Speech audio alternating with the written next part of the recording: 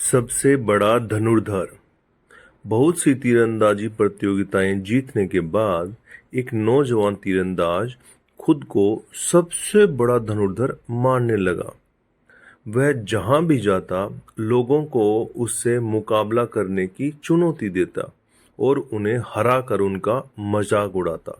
एक बार उसने एक प्रसिद्ध जैन मास्टर को चुनौती देने का फैसला किया और सुबह सुबह पहाड़ों के बीच स्थित उनके मठ जा पहुंचा।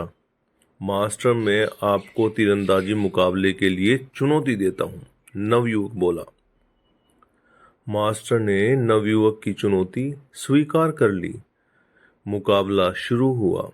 नवयुवक ने अपने पहले ही प्रयास में दूर रखे लक्ष्य के ठीक बीचों बीच निशाना लगा दिया और अगले निशाने में उसने लक्ष्य पर लगे पहले तीर को ही भेद डाला।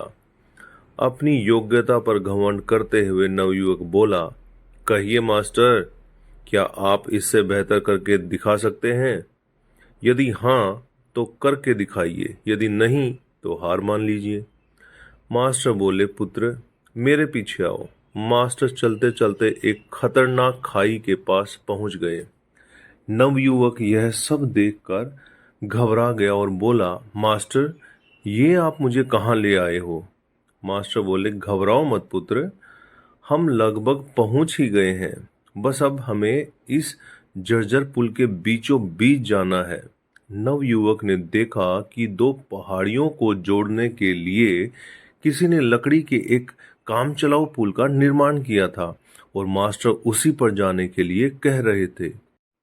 मास्टर पुल के बीचों बीच पहुंचे, कमान से तीर निकाला और दूर एक पेड़ के तने पर सटीक निशाना लगाया।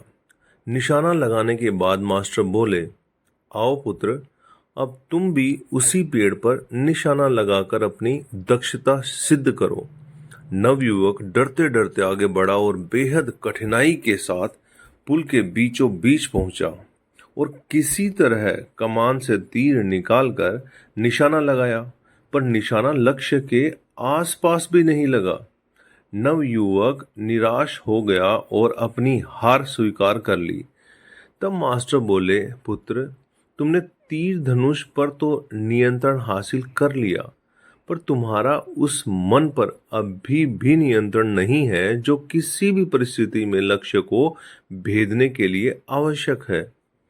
पुत्र, इस बात को हमेशा ध्यान में रखो कि जब तक मनुष्य के अंदर सीखने की जिज्ञासा है तब तक उसके ज्ञान में वृद्धि होती है, लेकिन जब उसके अंदर सर्वश्रेष्ठ होने का अहंकार आ जाता है तभी से उसका पतन प्रारंभ हो जाता है। नवयुवक मास्टर की बात समझ चुका था।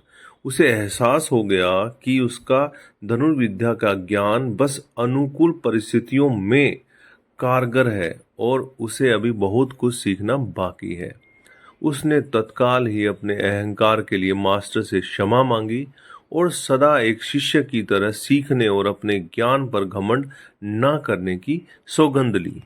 तो दोस्तों, ये आपको कैसा लगा नीचे कमेंट करके बताइएगा। नए हैं तो चैनल को सब्सक्राइब कीजिएगा, शेयर कीजिएगा। आप सभी लोगों का बहुत बहुत धन्यवाद।